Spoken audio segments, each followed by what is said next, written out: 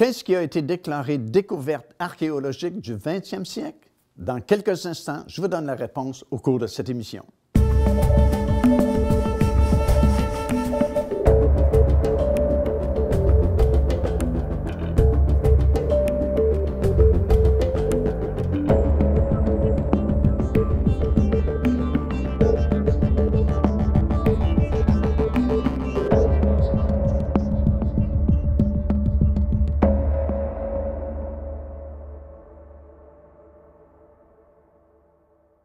Je suis très heureux de vous retrouver fidèles à cette émission, Les actualités prophétiques, alors qu'à chaque fois, nous parlons concernant les prophéties de la fin, le retour du Seigneur Jésus-Christ, et on voit des choses vraiment très intéressantes, parce qu'on est en train de parler, justement, d'accomplissements prophétiques vraiment remarquables chez les trois catégories qui composent le monde entier selon la Bible, puisque Paul dit dans 1 Corinthiens, chapitre 10, et le verset 32, « Ne soyez en scandale ni aux Juifs, ni aux Grecs, ni à l'Église de Dieu. » Alors, selon la Bible, ce sont les trois groupes qui vivent sur la planète présentement, le peuple juif, les nations du monde, grec, français, anglais, espagnol, et l'Église du Seigneur Jésus-Christ. Et la Bible nous a donné des signes, des points de repère dans ces trois groupes en particulier. Et la parole de Dieu dit, quand vous verrez ces choses arriver en Israël, chez les nations, et même dans l'Église de Dieu, bien, vous savez qu'il ne reste que très peu de temps pour le retour du Seigneur Jésus-Christ.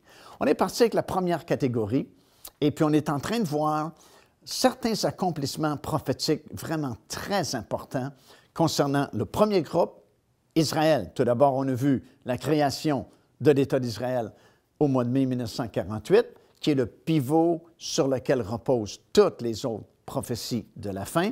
Puis on a vu deuxième grand accomplissement prophétique, la libération de la vieille ville de Jérusalem le 7 juin 1967. Ça avait été prophétisé par Jésus lui-même, qui avait dit dans Luc chapitre 21 que Jérusalem sera foulée aux pieds par les nations jusqu'à ce que le temps des nations soit accompli. Puis on a vu un autre grand accomplissement prophétique, le retour du peuple juif, qui avait été prophétisé par de nombreux prophètes dans l'Ancien Testament. Et ils sont venus, comme Ésaïe l'avait annoncé, des 4 points cardinaux du nord, du sud, de l'est et de l'ouest. Ils sont là maintenant, quelques millions en Israël. Ils sont revenus comme les prophètes l'avaient annoncé. Et ça, aucune autre génération avant la nôtre n'avait vu une telle chose. Donc, c'est vraiment exclusif, encore une fois, à notre génération. Aujourd'hui, on veut voir un autre grand accomplissement prophétique en Israël et c'est vraiment la réponse à la question que je vous ai posée au tout début de cette émission. Quelle est la découverte archéologique du 20e siècle? Bien, la découverte archéologique du 20e siècle, comme c'était déclaré par le monde, c'est la découverte des fameux manuscrits de la mer Morte. Ces manuscrits ont été trouvés en 1947, tout juste avant la création de l'État d'Israël. Et c'est vraiment prophétique que ça a été trouvé en 1947 et non pas avant, parce qu'Israël va être recréé quelques mois à peine plus tard. Et au moment de la découverte, cette région-là de la Judée, où se trouve Qumran, là où les manuscrits ont été trouvés en grande partie, était sous la juridiction de la Jordanie. Et quelques mois à peine plus tard, à cause de la guerre des 6 jours, justement, le territoire passe sous la juridiction d'Israël. Donc, tous ces manuscrits-là qui ont été trouvés et qui avaient commencé à être trouvés en 1947, soudainement sont sous le contrôle israélien plutôt que jordanien. Et on connaît bien l'histoire, c'est ce jeune berger, nous dit-on, qui avait perdu une petite chèvre de montagne, parce que souvent ces chèvres-là se cachaient dans les nombreuses grottes qu'il y a dans cette région-là à Qumran. Puis, voulant chercher si cette chèvre était entrée dans une grotte en particulier, il a lancé un petit caillou et a entendu le bruit d'une jarre qui se brisait. Intrigué, il est entré dans la grotte et effectivement, il a découvert qu'une jarre avait été brisée par la roche qu'il avait lancée et qu'à l'intérieur de cette jarre-là, il y avait un rouleau qui s'est avéré être le rouleau du livre du prophète Ésaïe. presque mot pour mot de le livre que nous avons dans notre Bible du prophète Ésaïe. Le petit garçon, ne sachant pas la valeur de sa découverte, a donné ce document-là à quelqu'un à Bethléem, à un revendeur qui a vendu le document à une autre personne sans savoir la valeur précise de ce document-là, qui valait évidemment, il n'y a même pas de chiffre qu'on peut nommer pour expliquer la valeur de ce document-là. Puis, depuis ce temps-là, on a découvert tous les autres livres de l'Ancien Testament, sauf le livre d'Esther, qui nous prouve l'authenticité des Bibles que nous avons aujourd'hui, parce qu'en fait, ce sont les plus anciens documents que nous avons trouvés des Écritures de l'Ancien Testament. Alors, c'est une grande découverte, et le temps de la découverte est vraiment important, comme je viens de vous mentionner, parce qu'Israël va devenir comme les propriétaires, si vous voulez, où ils auront la juridiction sur toute la région de Qumran, où depuis 1947, il y a eu beaucoup de fouilles qui ont été effectuées. La première découverte a été faite dans cette caverne-là, cette grotte-là, qu'on a appelée la grotte numéro 4, qui est toujours la grotte que nous voyons sur les photos qui parlent de Qumran, parce que c'est la première grotte dans laquelle on a découvert les premiers manuscrits, celui du prophète Ésaïe, mais de nombreux autres manuscrits ont été trouvés au cours des années dans cette même région de Qumran. Devenez partenaire avec ce ministère par votre soutien financier et aidez-nous à planter le flambeau de l'Évangile à travers le monde entier. Vous recevrez un enseignement audio à tous les mois de la part de l'évangéliste Mario Massicotte, ainsi que notre bulletin de nouvelles prophétiques incluant des enseignements bibliques, des nouvelles du ministère et des commentaires sur les actualités prophétiques, telles que vues pendant cette émission.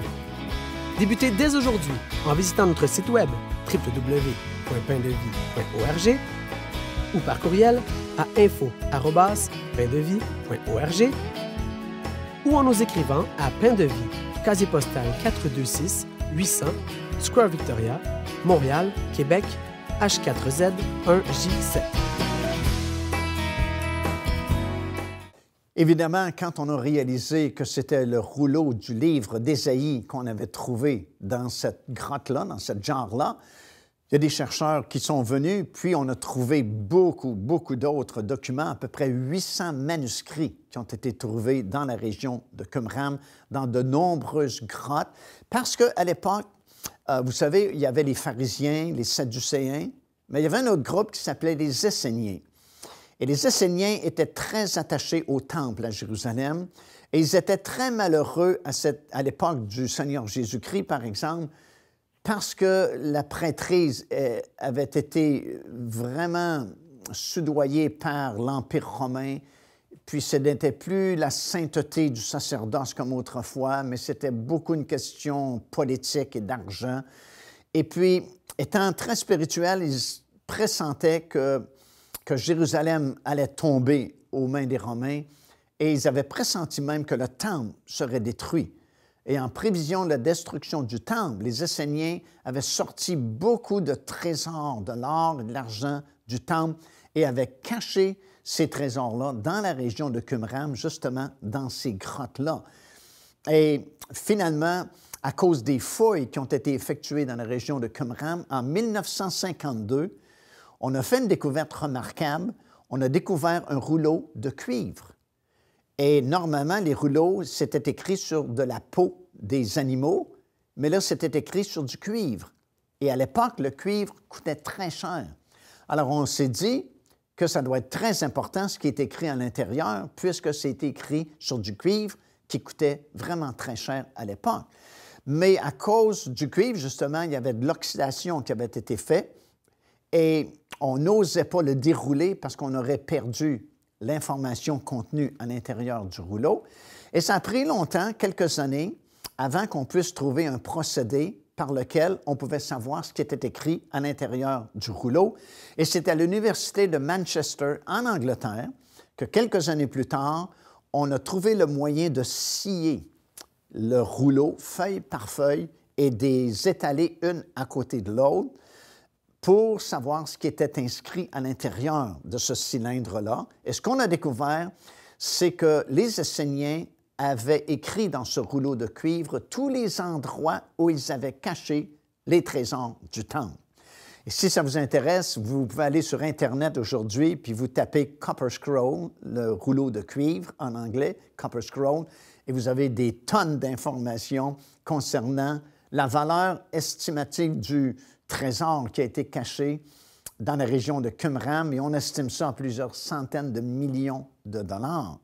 Et c'est bien sûr, ça a motivé beaucoup de chercheurs à venir dans la région de Qumran pour trouver ces trésors-là. Et des archéologues qui n'étaient pas archéologues hier, mais qui sont devenus aujourd'hui, sont venus dans la région pour s'enrichir. Mais finalement, on n'a pas retrouvé grand-chose jusqu'à aujourd'hui parce que les directives étaient difficiles et sont encore difficiles à comprendre parce qu'on utilisait le vocabulaire de l'époque et les mots qui étaient utilisés à cette époque-là. Je vous donne juste un exemple, c'est pas comme ça, mais supposons que c'est dit à 5 pas de la montagne de Claude. Vous allez trouver tel trésor. Mais c'est où la montagne de Claude? C'est plein de montagnes dans cette région-là. Sauf qu'en 1982, on a découvert un flacon d'huile qui devient intéressant pour les prophéties bibliques parce qu'après analyse de cette huile-là, on s'est rendu compte que ça contenait exactement les mêmes ingrédients qu'on utilisait dans l'Ancien Testament pour l'onction sainte, ou l'onction qu'on utilisait au Temple à Jérusalem, ou pour oindre les rois en Israël. Dans Exode chapitre 30, vous avez la composition de cette huile sainte-là. On disait qu'il y avait de la myrrhe, du cinnamome aromatique, du roseau aromatique, de la casse, et ainsi de suite, et de l'huile d'olive. Et ça dit que ces 5 éléments de base étaient mélangés selon l'art du parfumeur. Et on apprend par la tradition juive que les parfumeurs de l'époque ajoutaient à ces 5 ingrédients de base l'huile des balsamiers, certains types d'arbres qui existaient autrefois dans la région d'En-Gedi, tout près de la mer Morte, dans la région de Qumran, et qui produisaient une huile tellement pure que, dit-on, elle n'avait pas besoin d'être raffinée. Et l'histoire nous dit que Cléopâtre faisait venir cette huile-là d'Israël jusqu'en Égypte à cause de sa grande qualité. Mais parce qu'on pressentait que les Romains étaient pour venir se saisir de Jérusalem et du Temple et que tout serait détruit, on a brûlé à l'époque les 2 seuls bosquets dans lesquels on faisait la culture de ces arbres-là, les balsamiers. Si bien que depuis l'an 70, on ne pouvait plus retrouver cette huile de balsamier qu'on ajoutait dans la fabrication de l'onction sainte pour oindre les rois en Israël. Et c'est tellement vrai, ça, que récemment, on a fait une découverte justement à En-Gedi d'une roche sur laquelle s'était inscrit « Malheur à celui qui révélera le secret du village ». Alors, c'était vraiment secret à l'époque parce que c'était une huile de très haute qualité. Et lorsqu'on a fait cette découverte en 1982 de ce flacon d'huile dans la région de Qumran, non seulement on a retrouvé les 5 éléments de base de fabrication de cette huile, mais on a trouvé l'huile de balsamier.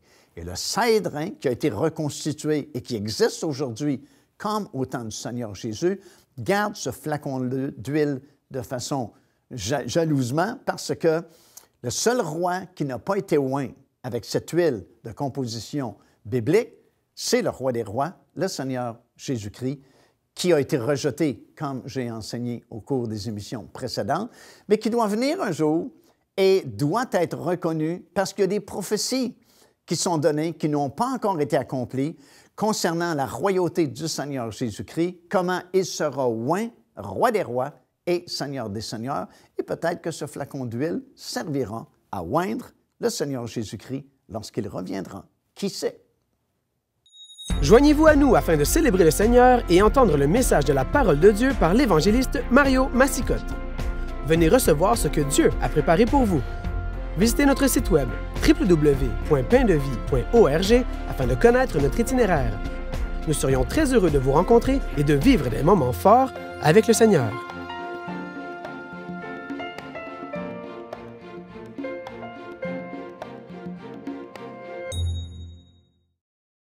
Nous vivons vraiment une époque particulière, une génération marquée où nous voyons des accomplissements prophétiques très importants qu'aucune autre génération avant nous n'a vu s'accomplir. Et cela prouve, hors de tout doute, que nous sommes vraiment la génération dans laquelle le Seigneur Jésus-Christ va revenir. Voici un autre accomplissement prophétique très important, un 5e accomplissement prophétique chez cette première catégorie-là, le peuple juif, la naissance d'une première petite génisse rousse dans un kibbutz ultra-religieux qui s'appelle Kfar Hasedim, situé dans le nord d'Israël, tout près de la ville de Haïfa. C'est un événement important parce que vous savez sans doute que ce sacrifice-là, le sacrifice de la génisse rousse, est un sacrifice vraiment très spécial, très particulier. C'est dans le livre des Nombres que nous lisons la description de ce sacrifice-là, qui est vraiment différent de tous les autres sacrifices, de tous les autres animaux qui étaient offerts en sacrifice sur l'autel d'airain dans le temple à Jérusalem. Il est différent tout d'abord parce que c'est une génisse rousse, donc un animal femelle, et la plupart des sacrifices qui étaient des animaux plutôt qui étaient offerts en sacrifice sur l'autel d'airain, c'était des animaux mâles, mais là c'est une génisse rousse et cette génisse n'était pas offerte sur l'autel d'airain dans l'ensemble du temple, mais le sacrifice était fait en dehors de la porte, hors la porte, sur le sommet plutôt de la montagne des Oliviers, sur un autre autel dont on ne parle pas souvent, que la Bible, Ézéchiel, appelle l'autel profane. Parce qu'il faut savoir qu'au moment où on a construit le temple, et c'était la même chose lorsqu'on a fait le tabernacle dans le désert, le Seigneur avait indiqué qu'il devait y avoir un périmètre tout autour du temple, et à l'intérieur de ce périmètre-là, qui avait 2000 coudées de rayon, à l'intérieur de ce périmètre-là, c'était considéré comme un endroit saint à cause du temple, mais à l'extérieur du périmètre, du 2000 coudées, c'était considéré un endroit profane. Et 2000 coudées, c'est la longueur d'un chemin de sabbat, approximativement, ce qui nous conduit jusqu'au sommet de la montagne des Oliviers à partir du temple qui était construit sur l'esplanade du temple à Jérusalem. Alors, il y avait un autre autel qui était construit juste en dehors du périmètre de 2000 coudées, dans un endroit profane. C'est pourquoi on l'appelait l'autel profane. Et c'est sur cet autel-là que la génisse rousse, le sacrifice de la génisse rousse, était offert. Et les cendres étaient gardées de cet animal-là parce que les cendres servaient à la purification pour différentes choses. Par exemple, sous la loi, quelqu'un qui touchait un mort, un cadavre, devait être purifié. Et c'est avec les cendres de la plus récente génisse rousse qu'on faisait la purification. Mais surtout, une fois par année, le souverain sacrificateur devait se tenir sur le sommet de la montagne des Oliviers et à la journée du Yom Kippour, la fête des expiations, il y avait beaucoup de cérémonies qu'il devait entreprendre, dont celle-ci, la purification symbolique de tous les prêtres qui avaient fait le service durant cette année qui se terminait. Ils devaient être purifiés pour recommencer une nouvelle année de sacrifice. Alors, le souverain sacrificateur saupoudrait les cendres de la vache rousse dans de l'eau qui venait de la piscine de Siloé, parce que l'eau de la piscine de Siloé avait une signification particulière, parce que c'est un grand miracle qui s'était produit au temps d'Ézéchias lorsqu'il avait construit son fameux tunnel, vous savez.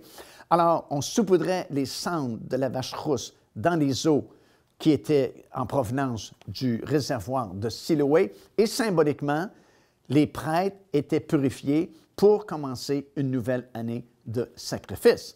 Et c'est récemment, peut-être une quinzaine d'années maintenant, qu'une première génisse rousse est née dans ce petit village de Kfar Hasedim, dans le nord d'Israël, et elle avait été baptisée Mélodie. Et c'était une première petite génisse rousse parce que ce type d'animal n'existait plus en Israël.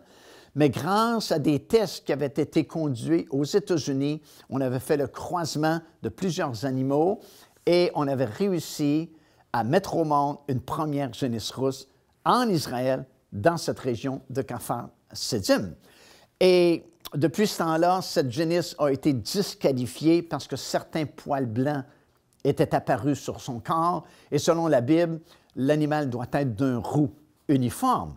Mais parce qu'on savait avec quels animaux on avait fait le croisement, ben, depuis ce temps-là, il y en a maintenant des centaines en Israël, surtout, dit-on, dans la région de Beth-Shemesh, et on est tout fin prêt à faire la purification des prêtres, advenant la construction d'un futur temple sur l'esplanade du temple, comme la Bible, de toute façon, l'a annoncé d'avance, qu'effectivement, il y aura un troisième temple qui sera construit sur l'esplanade du temple. Et aujourd'hui, je vais vous expliquer comment l'Institut du temple, par exemple, à Jérusalem, a tout refabriqué pour que ça fonctionne dans le temple. Et on a des génisses rousses pour faire la purification des prêtres et recommencer des services dans un temple qui bientôt sera reconstruit à Jérusalem. Procurez-vous cet enseignement disponible dès maintenant sur notre site web au www.paindevie.org.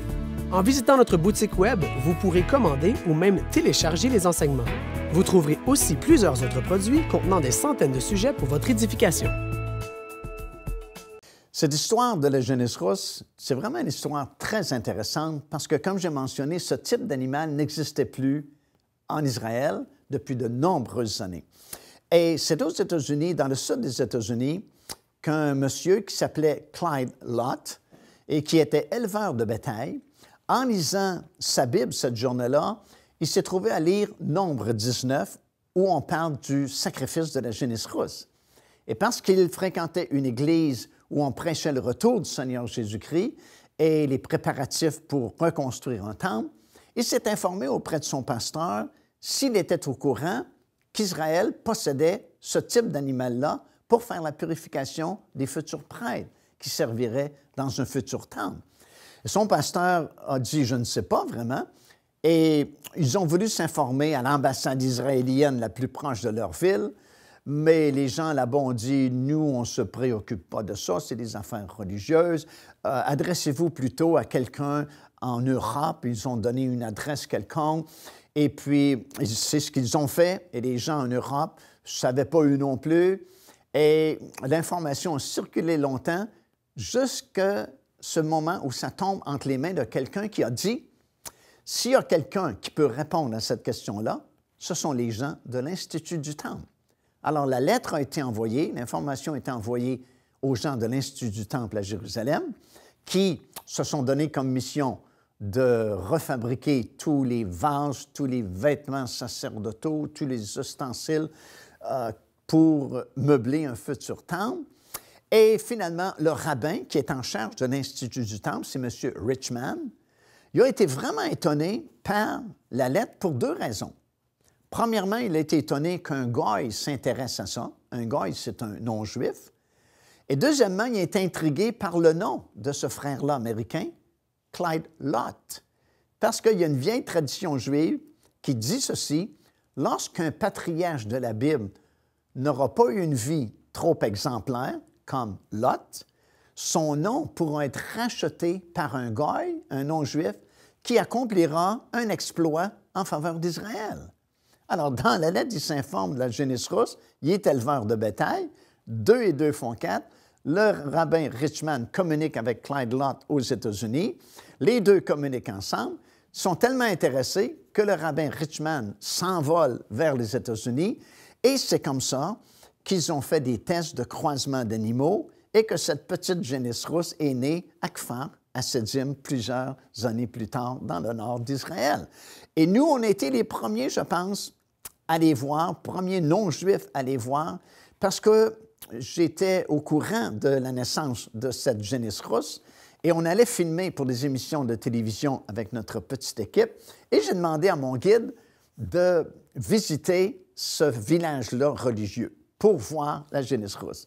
Et tout de suite, il m'a dit « ce ne sera pas possible parce que c'est un village ultra-religieux et tu n'es pas juif, ils ne te laisseront pas entrer. » Bien, j'ai dit « on peut quand même essayer » et c'est inutile. Mais vu que j'ai insisté, on s'est rendu quand même au sud de Haïfa, à Kfar Hasedim, et sans savoir, c'est vraiment au hasard que ça s'est fait, mais je pense que le Seigneur a permis ça. Nous sommes arrivés à l'heure du midi.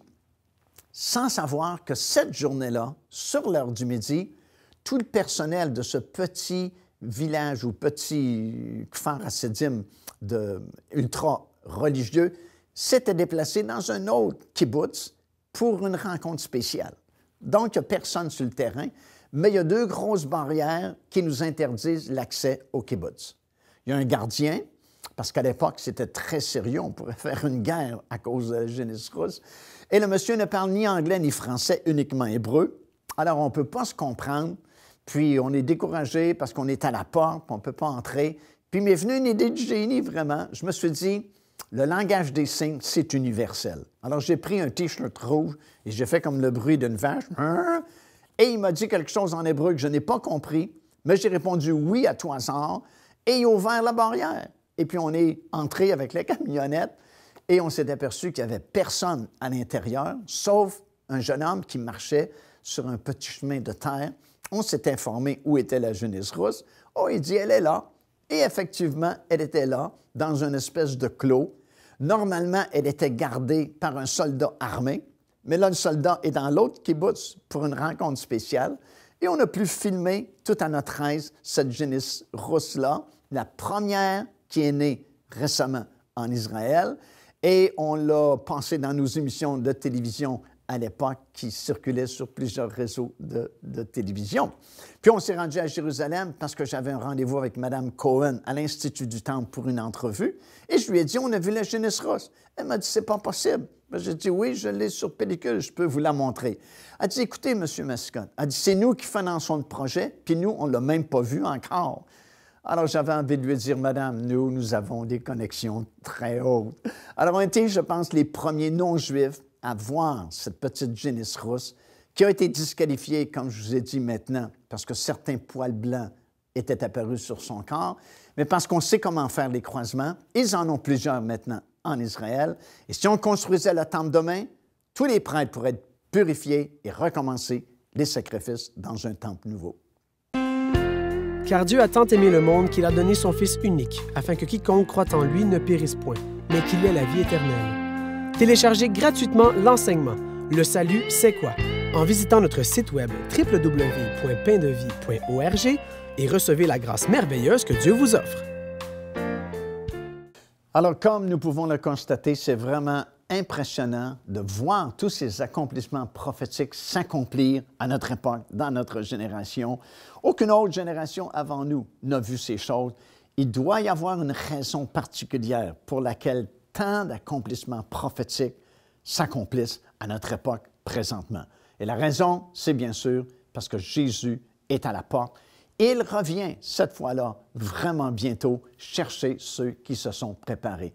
Alors, vous qui voyez cette émission, qui entendez ce message, ça devrait nous dire, prépare-toi, veillez et priez, car il revient bientôt. Et si vous ne le connaissez pas, bien, vous pouvez le connaître, vous pouvez naître de nouveau.